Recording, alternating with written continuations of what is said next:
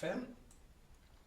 Alors, donc, lumière et grâce, mes grands et mes grandes. C'est donc sur ce, n'est-ce pas, à partir de cette introduction que je vais maintenant rentrer dans le sujet qui était prévu. On va aller très vite parce que je vais prendre les élèves à 19h, mais je vais les remettre ça à 19h30 parce que j'irai plus, un peu plus long. Alors, j'ai été un peu plus longue. Cela dit, mes grands et mes grandes, la prédication d'éveil, d'élévation et d'illumination de ce jour est basée sur les mensonges, sur la métaphysique, la spiritualité et l'énergie qu'on ne vous a jamais dit. Ok? Alors, comprendre ce qu'elles sont réellement et pourquoi tant d'êtres souffrent encore malgré leur éveil. Mes grands et mes grandes, pendant des années, on vous a parlé de spiritualité, on vous a parlé d'énergie, de fréquence, d'éveil, de métaphysique, de conscience. Mais très peu de vous ont réellement expliqué ce que ces mots signifient profondément. On vous a appris à chercher des réponses partout sauf en vous-même, à dépendre des pratiques sans transformer votre conscience, mes grands et mes grandes, à craindre l'invisible au lieu de comprendre les lois de la nature, à croire que tout est attaque spirituelle, à penser que l'éveil est uniquement lumière et magie. Résultat, des milliers d'êtres vivent dans la peur, la confusion, l'instabilité émotionnelle, le chaos énergétique, les dépendances spirituelles et parfois même la souffrance psychologique, tout en croyant être éveillé. Et vous le savez, vous pouvez déjà voir dans vos Facebook partout, tous ceux-là qui vivent ce que je vous ai dit là, mais ils disent qu'ils sont plus éveillés parce qu'ils enseignent même souvent. Hein? Alors ce soir, nous allons révéler les illusions, les manipulations, les croyances limitantes et les vérités profondes sur la métaphysique, la spiritualité et l'énergie que personne ne vous explique clairement. Car la véritable spiritualité ne consiste pas à fuir la vie, mes grands et mes grandes. Elle consiste à transformer consciemment sa conscience, son énergie et sa réalité intérieure. Alors, en numéro 1, qu'est-ce que la métaphysique? Le mot métaphysique signifie ce qui est au-delà du physique. Et comme vous le savez, c'est ce qui est au-delà du physique qui commande votre physique. Vos pensées sont au-delà de votre physique, c'est invisible. Vos émotions sont au-delà de votre physique, ça vous commande. La métaphysique cherche à comprendre 1. Les lois invisibles. 2. La conscience. 3. La réalité. 4. Les pensées. 5. L'âme. 6. Les causes invisibles derrière les effets visibles. Qu'est-ce qui est derrière l'arbre qui pousse, qu'on peut palper? Qu'est-ce qui est derrière un enfant qui commence à marcher, qu'on peut toucher, qu'on peut palper? Qu'est-ce qui est derrière ça? Qu'est-ce qui a créé ça? Qu'est-ce qui a causé que l'enfant la marche? C'est ce que la métaphysique étudie. La voiture qui marche là, et qu'on peut palper là, c'est sorti du sol. C'était les minerais, ou le minerai, ou le fer. Mais le fer là, lui, vient d'où? Et qu'est-ce qui a fait que le fer soit? C'est ça que la métaphysique étudie. La métaphysique enseigne que le visible naît souvent de l'invisible. Il suffit de penser positivement pour transformer sa vie, tout comme quand vous pensez négativement, bien évidemment, vous vivez une vie morose et de souffrance. Donc, non, car si l'être porte encore, est-ce qu'il suffit de penser positivement pour transformer votre vie? Non, aussi. Car si l'être porte encore les blessures, des croyances inconscientes, les traumatismes, du chaos intérieur, alors les affirmations seules ne suffisent pas, monsieur Seri, qui a mis une question qu'on va débattre à l'une de nos enseignements dans la semaine sur en quelque sorte pourquoi c'est pas facile, parfois on retombe toujours dans la négativité, ou pourquoi il ne manifeste pas. Je crois bien que c'était ça la question, malgré tous les efforts qu'il fait. C'était en fait tout ça qu'il voulait dire, quoi. Alors, donc vous devez noter parce qu'il y a un grand travail intérieur à abattre, et ça ne se fait pas en un seul jour. Et avec ça vient une certaine coordination, une certaine architecture intérieure et une certaine coordination intérieure pour remettre tous les pendules à l'heure, être aligné avec la connaissance, la compréhension et la sagesse. Parce que sinon, je pourrais vous enseigner la loi d'attraction toute la vie, hein, mais c'est ce qu'on appelle, ce que vous appelez souvent quoi là, le New Age. Les New Age qui vous enseignent sur la loi d'attraction et autres. Et puis les gens se concentrent vraiment, pensent à ce qu'ils veulent, croient à ce qu'ils veulent, comme Donald Trump, et pas avoir ce qu'ils veulent. Et maintenant ils ont ce qu'ils veulent, mais avec le chaos. Parce qu'ils ne pensent pas aux autres, parce qu'il n'y a pas de nettoyage, parce qu'il y a des insécurités en eux, il y a les blocages en eux, il y a beaucoup de choses. Et ils n'arrivent pas à garder, ils n'arrivent pas à conserver. Ils attirent les femmes qu'ils veulent, ils ne gardent pas. Ils attirent l'argent qu'ils veulent après 2 ans, 3 ans, ils n'en ont plus. Parce qu'il y a beaucoup de blessures intérieures, des croyances inconscientes, des traumatismes, des chaos intérieurs. Et c'est pour cela que bien que les gens attirent à ce que vous appelez les vivre heureux, mourir jeunes, alors, en fin de compte, généralement, ils vivent dans le chaos. N'est-ce pas? Et ici au centre, chez nous, ce n'est pas de ça qu'il est question. Au contraire, on prend d'abord le chemin ici au centre, d'abord de se débloquer, de voir ses blessures en face, d'être responsable de sa vie.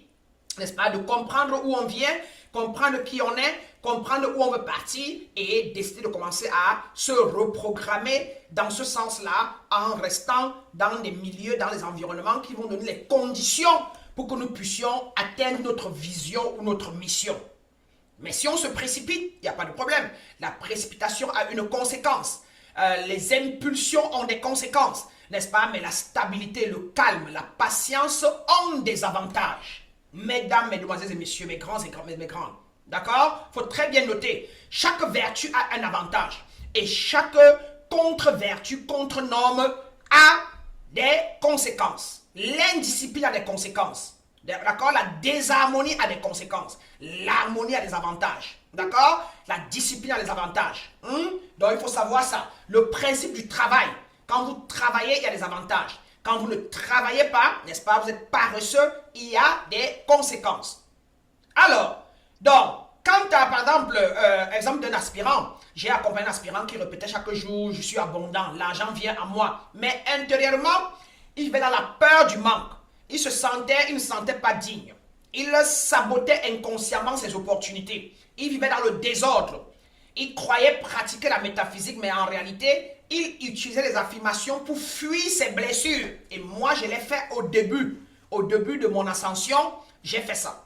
Hein? J'ai fait tout ça. J'étais pareil. Alors, puis il a compris, quand je l'ai enseigné, la véritable métaphysique demande conscience, discipline, guérison intérieure, responsabilité et structure de vie. Aujourd'hui, il est plus stable, plus conscient, plus aligné et son abondance, n'est-ce pas, commence enfin à devenir authentique et durable. Très important. Donnez-moi une minute, je vais dire à mes aspirants que je les prendrai à 30. Lumière et grâce, mes grands et mes grandes, connectons-nous à 19h30 de Paris pour le programme. Voilà. Pour la 10e session du programme. 10e session du programme. AAM. Cependant, vous pouvez me retrouver, vous pouvez nous retrouver en ligne dans la prédication, si désireux.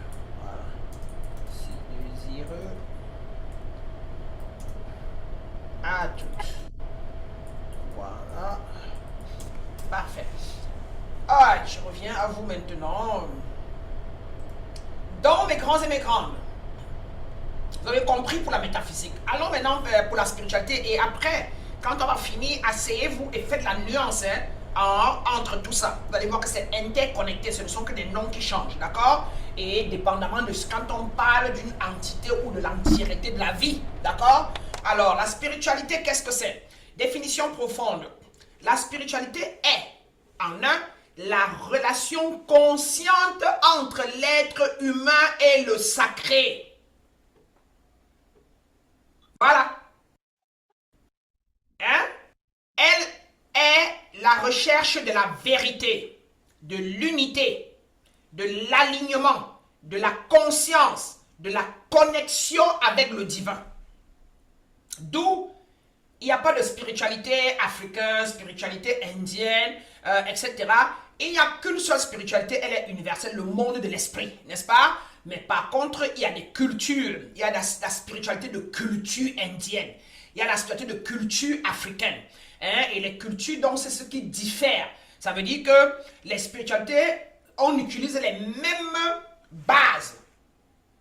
La parole, la pensée, la concentration, les voyages dans les mondes, machin. Mais alors, il n'y a que les rites et les rituels qui changent, mes grands et mes grandes.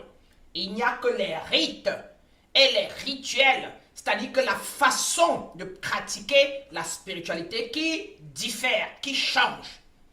Il n'y a qu'une seule spiritualité. D'accord?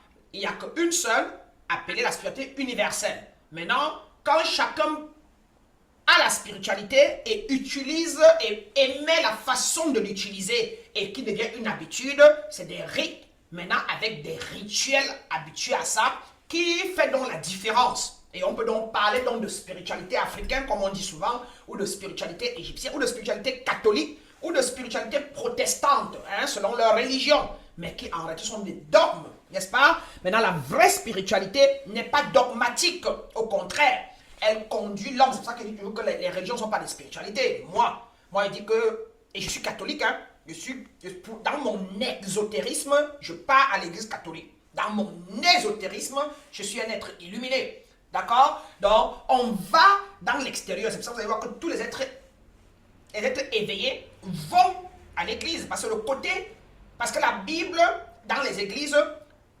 sont des documents sacrés codés.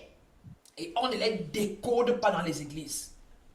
Ils ont beau vous dire, si un prêtre décodait bien la Bible, il ne resterait pas lié à une institution. Quand vous connaissez qui vous êtes, vous ne restez pas lié à une institution et vous ne donnez pas votre pouvoir à l'institution. Un prêtre qui peut dire, je vais rester chaste, alors qu'il sait qu'il ne peut pas. Parce que l'institution le lui impose. Et pourquoi le lui impose? C'est parce qu'on ne veut pas qu'il ait une femme, parce que la femme va l'éveiller. D'accord? C'est déjà une preuve qu'on te limite, n'est-ce pas, à ne pas te découvrir et à ne pas accepter que tu es Dieu et tu peux te connecter à Dieu toi-même. Mais par contre, tu dois croire, par exemple, aux fétiches. La Vierge Marie, l'effigie de la Vierge Marie, la statue de la Vierge Marie, c'est un fétiche. Les photos de Jésus, c'est un fétiche. Qu'est-ce qu'un fétiche? C'est pas négatif, hein? Il ne faut pas toujours penser que c'est négatif comme en Afrique. Un fétiche, c'est un objet qui est chargé vibratoirement de ce qu'on veut qu'elle émette. Donc, vous parlez souvent des talismans, vous parlez là des bagues. Et chacun de vous a en lui des objets qu'il a chargés toute sa vie, mais qui ne se rend même pas compte que vous avez chargé ça tellement négatif depuis l'enfance que c'est toujours dans votre maison. Ça vous cause des torts, mais vous ne le savez même pas. N'est-ce pas? Donc, il faut le savoir. Il y a des gens pour qui leur matelas a fait 12 ans, 13 ans, et en réalité, leur matelas est un fétiche avec les énergies de l'ancienne femme qu'il avait, l'ancien copain qu'elle avait, les autres copains qui ont dormi sur le même matelas, et elle est surprise que même après 20 ans de vie, sa vie est pareille qu'il y a 20 ans. Simplement parce qu'elle dort sur le même matelas, qui a des énergies encastrées, des discussions qu'elle avait avec l'ex-mari, des bagarres qu'elle avait avec l'ex-femme, etc. Il faut faire attention. Hein? Donc, il y a un ensemble de travail à faire, de purification, de nettoyer la maison, vider tous les fétiches qu'on a à la maison. Très important. Alors, dans la spiritualité, comme je vous l'ai dit tantôt, la véritable spiritualité ne consiste pas seulement à prier, à méditer, à faire des rituels, à parler d'énergie. D'accord? Vous avez compris ça? La vraie spiritualité transforme votre manière de penser, votre manière de vivre. De manière élevée, elle change positivement votre manière d'aimer, n'est-ce pas? Hein, vous aimez sans condition. Votre relation avec vous-même et avec les autres, mes grands et mes grandes. Hein? Si ces quatre ne sont pas réunis, et comme vous le savez, c'est que ceux-là sont encore plutôt dans une spiritualité du bas astral. Hein? Ils sont encore plus enfoncés. Voilà, Monsieur Kimia, qui se retrouve dans ce que nous disons aujourd'hui. Hein? Voilà. Donc, le mensonge spirituel, maintenant, ici, c'est lequel? Beaucoup utilisent aujourd'hui la spiritualité pour fuir les blessures, pour éviter leurs responsabilités, pour impressionner les autres ou pour se sentir supérieur. Certaines personnes deviennent même plus déséquilibrées après leur éveil, hein, parce qu'elles perdent leur ancrage, leur discernement, leur stabilité intérieure. Je vais vous parler d'une de mes aspirantes. Hein. J'ai une aspirante init, on va l'appeler X comme ça, qui vivait constamment dans la peur. Peur de l'attaque spirituelle, peur des rêves, peur des mauvaises énergies, peur des gens. Elle faisait sans cesse des consultations, des nettoyages, des rituels, des protections. Comme moi dans le passé, j'ai fait 39 marabouts il y a 20 ans, à la recherche de la guérison, de la libération, que j'étais certain que quelqu'un m'a lancé un sort, que quelqu'un m'a gardé sous emprise. Mais maintenant, celle-ci, par contre, ne vivait plus réellement sa vie comme moi dans le passé. Sa spiritualité est devenue une prison de peur. Puis, elle a compris une vérité sacrée après mes enseignements. La véritable spiritualité ne produit pas le paranoïa. Je vous ai dit que dès que quelqu'un enseigne, ça vous crée le paranoïa, ça vous fait avoir peur des autres gens, de l'environnement, de machin.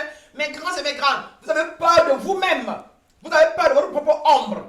La personne en face de vous, c'est vous. On est un. Les murs que vous voyez là, tout là, c'est vous.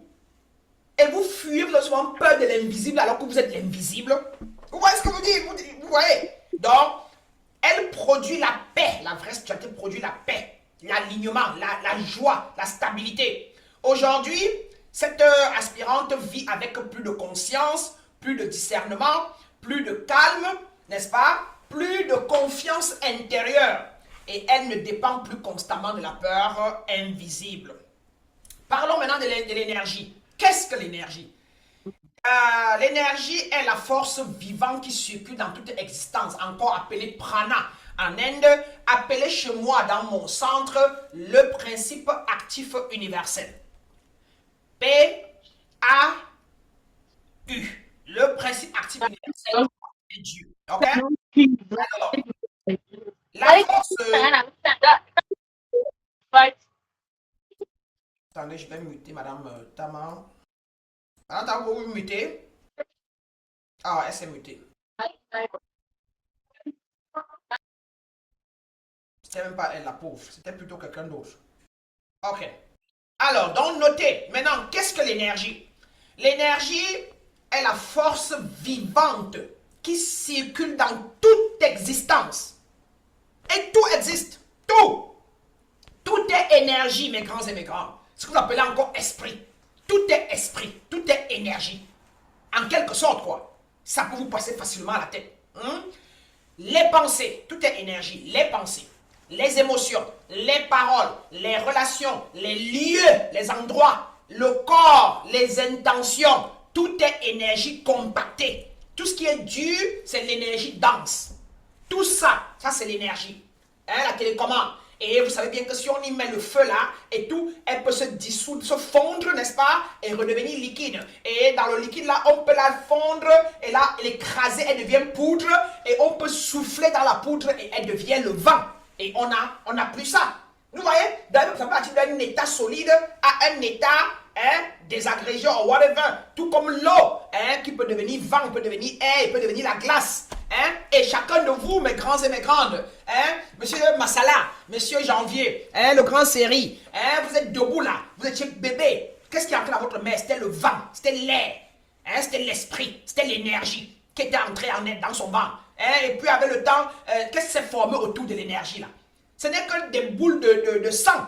Et au fur et à mesure qu'elle mangeait, elle se formait. Mais qu'est-ce qui était transformateur dans tout ça? C'est l'énergie qui est en train qui transformait tout ce qu'elle mangeait pour donner les mains, les pieds et autres. Et maintenant, vous êtes né bébé. Et vous êtes transformé. L'énergie a évolué. Vous êtes devenu adolescent. Et puis vous êtes adulte et vous allez vieillir. Et là, quand vous allez mourir, vous allez vous désagréger. C'est ça, on dit désagréger, désintégrer. Hein? Si on va venir après 6 ans, 5 ans, on ne va plus trouver Mazala à l'endroit. Il n'y aura que des eaux. Et les eaux là aussi, après, je ne sais pas trop, 500 millions d'années ou 1 million d'années, vont aussi tous se désintégrer. Vous voyez? Donc, tout est énergie. Rien ne cale en l'air, rien ne cale en bas, rien ne cale au-dessus, rien, tout se transforme. L'énergie n'est pas seulement mystique, mesdames, et c'est même quoi le mysticisme? C'est quoi? C'est juste le fait de pouvoir se connecter à sa nature divine. Hein? Elle est aussi émotionnelle, psychologique, biologique, vibratoire. Votre énergie est influencée par vos pensées, par votre sommeil, par vos relations, par votre environnement, par vos habitudes, par votre alimentation, par votre état émotionnel. Le mensonge suit l'énergie. Beaucoup pensent que toute baisse d'énergie vient de la sorcellerie, vient de l'attaque, des forces invisibles. Mais parfois et en général, 98% du temps, la fatigue énergétique vient simplement du stress, du manque de sommeil, du chaos intérieur, des relations toxiques, du surménage, des blessures émotionnelles non guéries, des traumatismes de l'enfance, des karmas générationnels qui existent dans la famille, des dysfonctionnements familiaux. C'est tout ça qui crée des fatigues énergétiques. Et pour ceux qui ont pris mon programme AEM, ils ont vu que les premières 4 sessions étaient basées sur le travail simplement de la découverte des blocages, des fuites énergétiques. Et après, on est entré en session 5 sur la déprogrammation. Et c'est maintenant en session 8 qu'on commence maintenant à programmer, à reprogrammer maintenant le subconscient. D'abord en découvrant ce qu'on veut, où on va, et pourquoi on le veut, pourquoi on va aller là-bas. Et maintenant, commencer maintenant à installer. Et c'est aujourd'hui, dans cette session d'aujourd'hui, qu'on va maintenant parler de la manifestation. 10e session sur 12. C'est aujourd'hui, 10e session, qu'on va parler de là, comment manifester. Et pendant 9 sessions, ça n'a été que découvrir qu'est-ce qui nous bloque, les déprogrammer, maintenant on les reprogramme et maintenant on va maintenant aller dans les sphères hautes pour chercher ce dont on a besoin. Mais sans déprogrammation, sans nettoyage de tout ce qu'on a vécu, de ce qu'on appelait les péchés, vos péchés, donc tout ce que vous avez vécu et qui est assis et qui vous garde dans l'impureté, vous ne pouvez rien créer de pur. Et notez cela si vous pouvez encore. Notez qu'on ne peut pas avoir ce qu'on n'a jamais eu en continuant de faire ce qu'on a toujours fait. Notez, je reprends. On ne peut pas avoir ce qu'on n'a jamais eu en continuant de faire ce qu'on a toujours fait. Quand vous allez finir, je vais vous donner encore maintenant l'autre partie de celui-ci. On ne peut pas avoir ce qu'on n'a jamais eu en continuant de faire ce qu'on a toujours fait. Maintenant, à la suite, si tu veux avoir ce que tu n'as jamais eu, si, écrivez-moi je. Si je veux avoir ce que je n'ai jamais eu, je dois faire ce que je n'ai jamais fait.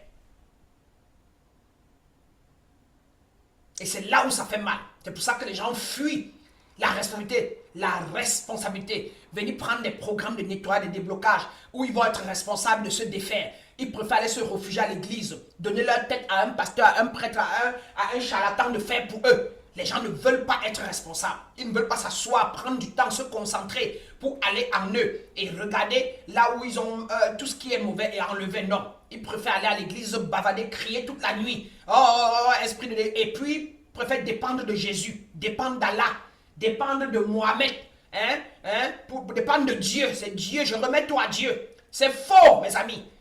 Vous n'allez jamais changer rien tant que vous remettez tout à Dieu. Parce que même Dieu vous répond. Le Dieu là qui est le présent, quand vous lui dites que je te remets tout, il dit comment? Il te répond, merci de m'avoir tout bien remis, ou bien je te remets aussi tout. C'est tout. Quand vous dites à Dieu que vraiment le monde est méchant, vraiment de Dieu, ils m'ont abusé, vraiment le monde est méchant, Seigneur, je laisse entre tes mains. Dieu te dit que vraiment tu as raison, le monde t'a vraiment abusé. Ouais, vraiment ils sont méchants, ils t'ont vraiment abusé, comme tu as dit là. Vraiment de Dieu, moi aussi je te remets ça dans tes mains. Donc Dieu nous répond quoi? Notez. Dieu nous répond proportionnellement à ce que nous lui émettons. Proportionnellement. Ok? Donc, Il n'y a pas un Dieu assis quelque part qui gère votre vie autre que votre propre énergie que vous-même vous gérez. Mais c'est quand on est inconscient, ignorant, que nous gérons mal nos énergies et nous avons comme impression que quelqu'un nous bloque, que Dieu nous contrôle. Dieu n'est pas un être humain. Il nous a déjà donné, on a toutes ces caractéristiques. Donc, si vous décidez maintenant que vous voulez être président de la République, vous devez travailler pour devenir ça. Vous devez travailler vos émotions, vos valeurs, vos méthodologies, vos stratégies, et ça doit prendre du temps. Et vous devez aller pas à pas et vous devez rester concentré sur cette vision. Et vous ne devez pas chevaucher. Vous allez finir par devenir président de la République, monsieur, mesdames, mesdemoiselles et messieurs. Qui est d'accord avec ça? Qui est d'accord et qui s'est rendu compte? Qui parmi nous, bienvenue dans le direct ou dans la prédication Man Goubera, qui parmi vous s'est déjà rendu compte de ça et a compris que depuis des années qu'il a prié, il a vu que rien n'a vraiment changé, au contraire, ça s'est même empiré et il a même donné l'argent, dormi même dans les églises, aller même chez les marabouts, rien n'a changé et que ce que je dis aujourd'hui fait sens. Levez la main si ce que je dis fait sens. Que c'est vous qui devez vous battre, c'est vous, vous êtes des dieux. Et depuis que certains d'entre vous avez commencé donc à prendre votre vie en main, et à ne plus donner à Dieu. Mais vous pouvez invoquer l'énergie la plus haute. Vous pouvez invoquer, n'est-ce pas, ce que vous désirez en invocation pour que vous soyez nourri de la fréquence vibratoire là. Mais c'est vous qui devez suivre le processus. Hein? Et si vous ne suivez pas le processus, vous ne restez pas concentré, vous n'allez rien avoir. Et allez voir la vie de roi Salomon, un homme concentré, un homme averti, un homme qui agissait, un homme qui demandait au cosmos des choses élevées et il recevait. Il recevait une communication. Le monde invisible est plein du mal, est fait du mal et du bien. Si vous demandez la négativité, vous recevez la négativité. Si vous demandez la positivité, ça vous répond avec la positivité. Et vous devez poser les actes. C'est un ensemble. Pensée, parole, acte. Pensée, parole, acte. Ça doit rester aligné. Hein? Et mais si vous me demandez, vous pensez positif, vous parlez et vous partez agir, mais vous laissez les gens auprès de vous qui sont toxiques, les gens auprès de vous qui sont des abuseurs, des vampiristes énergétiques, qui ne sont pas disciplinés, vous n'allez pas arriver. Vous devez d'abord vous défaire de tout ce que vous étiez avant, afin de devenir nouveau. Il faut bien le retenir. Si vous voulez ce que vous voulez, si vous voulez avoir des choses nouvelles, vous devez faire ce que vous avez même fait. Vous devez changer. Il ne faut pas vouloir être milliardaire et rester dans les quartiers pauvres où il y a des gens qui mendient, qui n'arrivent même pas à manger et tout. Vous allez être imbibé de leur vibration. Vous ne pouvez pas vouloir un homme qui est riche comme Marie et vous vivez dans un sous-quartier de bandits où les hommes riches ne passent pas. Ce n'est qu'un exemple. Hein? Vous pouvez venir vouloir un emploi de cadre et vous ne partez pas l'école pour obtenir les diplômes universitaires. Vous allez avoir des emplois de cadre comment? Hein? Vous voulez créer une entreprise et vous voulez que ça marche. Mais vous ne partez pas à l'école faire des formations d'entrepreneuriat, aller faire les formations, vous n'avez pas une idée, vous n'avez pas fait le business plan. Hein? Et vous vous levez seulement un matin avec vos petits 50 000 ou 100 000 et vous partez directement lancer un business. Et après vous êtes surpris que ça ne marche pas et vous croyez qu'on vous a bloqué. Non, vous n'avez pas planifié. Vous n'avez pas mis tout ce qu'il faut pour encadrer. Vous n'avez pas fait le business plan. Et vous n'avez pas mis en marche la structure, l'architecture, la structure, l'organisation, la planification et l'exécution. Et comment rester concentré en tant qu'entrepreneur dans ce. Et pire encore, ce n'est pas d'espérance dans ça. Mais votre grand vous donne un 500 000 pour lancer un business. Sans espérance dans ça. Parce que là, vous avez entendu que ça marche. Vous êtes surpris que ça ne marche pas. Quelqu'un reste en Europe, il envoie ses 5 millions au Cameroun ou bien au Congo, qu'on lui fasse les champs d'ananas. Et il compte sur son frère, qui n'a même fait les champs, pour être le superviseur. Et son frère va engager 4 personnes qui vont faire le champ. Il est surpris qu'après un an, on l'appelle que rien n'a marché, le gars a fui, le gars n'est plus revenu, et le petit frère lui dit que mon enfant était malade, j'ai dépassé 600 000 sur elle, machin, là. Pourquoi vous êtes surpris? Vous n'êtes pas présent? Pourquoi vous croyez que quelqu'un qui ne connaît pas comme vous va faire pour vous? Qui? Pourquoi vous croyez qu'ils vont faire pour vous? Lui-même, il ne connaît pas. Et lui, il a les problèmes d'argent. Il a même touché 5 millions avec les mains. Tu restes en Europe, tu l'envoies 5 millions. Tu comptes sur lui pour faire des affaires. Donc, comme quoi, l'univers vous répond proportionnellement à ce que vous lui émettez. N'oubliez plus jamais cela. Ok? Voilà. Donc, dans mon exemple, comme je disais tantôt, moi aussi, dans certaines phrases de mon chemin, je donnais énormément. Et émotionnellement, spirituellement, énergétiquement, je pensais que plus je donnais, plus j'étais aligné spirituellement. Mais mon système intérieur commençait à s'épuiser profondément et la vie m'a enseigné une vérité essentielle. L'énergie spirituelle ne remplace pas l'équilibre humain. L'énergie spirituelle ne remplace pas l'équilibre humain. D'accord?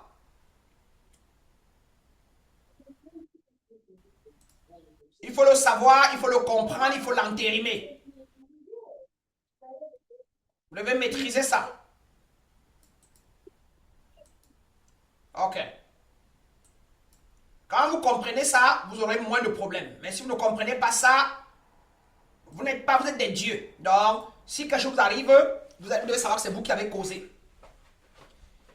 Aujourd'hui, par exemple, je protège davantage mon énergie, je me repose beaucoup, je protège mon silence, mes limites, ma structure de vie. Je ne blague pas. Hein, je ne donne plus à ceux qui ne méritent pas. Vous avez vu dans le groupe de masterclass, non? Il y a plus de 120 personnes, non? Vous m'avez vu venir poster le lien de Zoom là-bas cadeau? Non. Vous avez aussi vu combien ont demandé, non? 2 ou 3, non? Et les 2 ou 3 qui ont demandé ont reçu. C'est la loi. Demandez, croyez, recevez. C'est la loi. Donner et recevoir. On ne donne pas le caviar au porc. Ne donnez pas 5 millions à quelqu'un qui n'avait géré 500 000. Ne donnez pas 50 000 à quelqu'un qui n'avait géré 10 000. De garder. D'accord? Ne traitez pas comme vous. Maintenant, les gens de cette classe ne vous traitent pas de vous, non? Hein, monsieur Massala? Vous cherchez l'amitié, non? Avec des grands hommes, non? Avec des grandes personnes, mais vous avez l'impression qu'on vous bat toujours, on vous minimise, non? Mais parce que vous allez leur apporter quoi? Vous allez venir leur perdre le temps avec beaucoup de questions, les énergies, hein, et autres. Hein? Vous devez donc vous battre pour développer les talents en vous et apporter plus à l'humanité, afin que ceux-là, vous vous asseyez sur la même table avec eux. C'est ça, la vie. Ok? Si vous voulez vivre une vie de pauvreté et une vie, allez à l'église. Là-bas, on vous ment que c'est là-bas qu'il y a Dieu. Mais en attendant, le pasteur vit de votre argent, de votre dîme, non? Alors, maintenant, par contre, là où on enseigne la vérité, là-bas, c'est les gens qui payent. Et on ne prend même pas n'importe qui. Vous voyez un peu? Donc, lequel des deux est la vérité? Et là-bas, là où on paye là pour être membre, là, et pour apprendre la vérité, là, c'est eux qui commandent le monde, non? C'est eux qui ont l'autorité dans le monde, non? Et c'est eux qui ont créé l'église, non? Qui a créé l'église? C'est pas l'Empire romain, c'est pas le roi. Est-ce que vous me comprenez là? Et l'Angleterre a entérimé, non? Et c'est pas ça qu'ils ont amené en Afrique pour prendre vos terres avec et vous donner la Bible. Et aujourd'hui, les qui croient plus en Dieu dans les églises, c'est pas les Africains et l'Amérique latine. L'Amérique latine et les Africains. Et maintenant, les qui sont les plus pauvres dans le monde, c'est pas l'Amérique latine et les Africains. Dis donc, riez et applaudissez pour vous-même pour comprendre que là où c'est moins cher, c'est là-bas qu'on endort les consciences. Ok? Ne l'oubliez plus jamais. Tout ce qui est moins cher, c'est la magie, c'est la mort. Regardez les vêtements des blancs qu'on ramasse ici, on vous envoie là-bas comme friperie. Et les pauvres vont tomber sur ça, ils ramassent. Et regardez comment ils restent pauvres leur vie. Parce que la friperie, les maladies de ces blancs-là, ça a tous les douleurs, ça a toutes les énergies de ces gens-là. Et personne qui porte les énergies de l'autre, les maladies de l'autre, comment est-ce qu'il va avancer, il va progresser? D'accord? Il faut noter tout ça. Et donc, de mon côté, cette conscience me permet désormais d'enseigner avec plus de stabilité, de servir sans m'épuiser et de rester plus harmonieux intérieurement. D'accord? Donc, c'était à vous pour que vous compreniez comme ça. Alors, voici les 5 grands mensonges spirituels. Il y a la spiritualité on vous ment que la spiritualité va résoudre tous vos problèmes sans effort. Hein, monsieur Seri, il faut noter ça. C'est faux. On vous ment numéro 2 que tout est attaque spirituelle. Faux. On vous ment en numéro 3 que l'énergie est magique. Faux. Et 4, on vous ment que être spirituel veut dire être supérieur aux autres. Faux. Hein, on est tous égaux. Donato et moi égales. De tous. Chacun a son but sur la terre. Chacun est venu pour faire... La terre est comme un lieu, comme un mall. Un lieu de shopping. Où tu pars du haut, tu dis, bon, je vais descendre sur le plan là, le plan terrestre, la plan 3 là. Je vais aller goûter, je vais aller devenir enclin le corps physique pour voir comment ça se passe d'avoir une femme. comment ça fait d'avoir des enfants, comment ça fait d'avoir des voitures, des maisons. Et puis tu le fais pendant que tu pars, tu reviens, tu meurs, tu reviens, réincarnation, et après tu es fatigué. Quand à un moment tu as fini maintenant tu décides de vouloir rentrer sur d'autres plans. C'est donc ce que vous êtes là en train de faire. Vous êtes en train de vouloir changer de vibration, de changer de plan. D'accord? Alors, donc, la cinquième, c'est l'éveil est toujours doux et magnifique. Que l'éveil est toujours doux et magnifique. Non.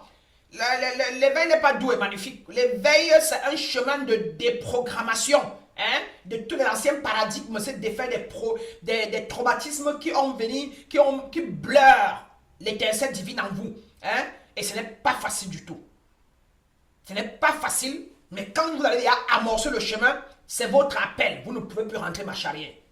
Mais ce qui est bien, c'est que pendant que vous êtes dans la découverte, là, ça fait tellement du bien à l'âme. Chaque fois que vous découvrez une étape, quand vous vous défaites d'un voile. Comme il y a 7 niveaux de voile. Premier voile, vous sentez une grande différence de paix, d'alignement. Et après, vous croyez que c'est fini. Hein?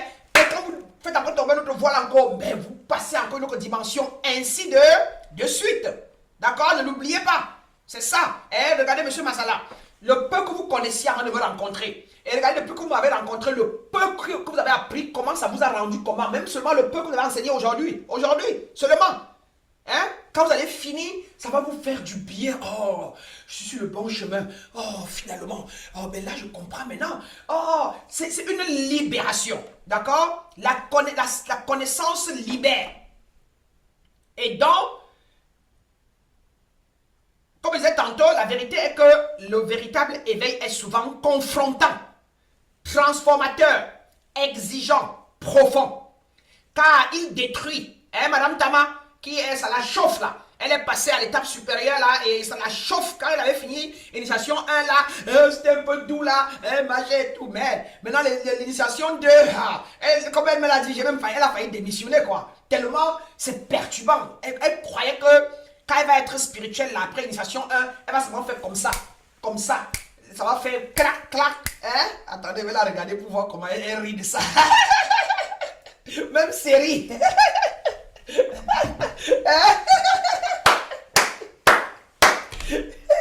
Levez la main ceux qui croyaient comme ça avant. Quelqu'un me posait la question dans le groupe que est-ce que quand on s'éveille, quand on devient spirituel, on a tout ce qu'on veut, hein, n'est-ce pas? Quelqu'un a posé la question dans le groupe de masterclass. Hein? Le goût de ça. Mais c'est très beau quand même de découvrir ces vérités. Hein? Et donc, est confrontant car il détruit quoi? L'éveil détruit les illusions, les masques, les dépendances, les anciennes programmations.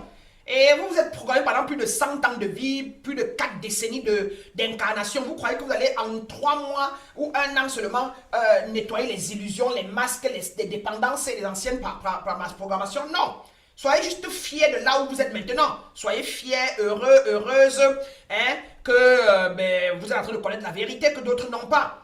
Alors, la grande vérité. La métaphysique sans conscience crée l'illusion, d'accord? La spiritualité sans discernement crée la dépendance. L'énergie sans structure crée le chaos. Mais lorsque la conscience, la guérison, la responsabilité, la discipline, l'alignement, la vérité intérieure s'unissent, alors l'être commence réellement à s'éveiller. Donc, mes grands et mes grands, comme rituel pour clore cette session, respirons profondément par les narines, hein, et on garde, et vous poussez dans vos reins. Quand vous allez m'entendre dire allons-y, nous allons le faire totalement. Allons-y ensemble, inspirons profondément par les narines.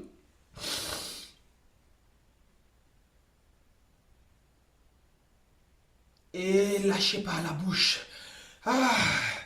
Vous venez d'inspirer, d'accepter la métaphysique, l'énergie et la spiritualité comme des vérités universelles et vous venez de sortir du mensonge, d'accord? Donc, ce soir, vous pouvez répéter avec moi, je parle et vous répétez. Je choisis de voir au-delà des illusions.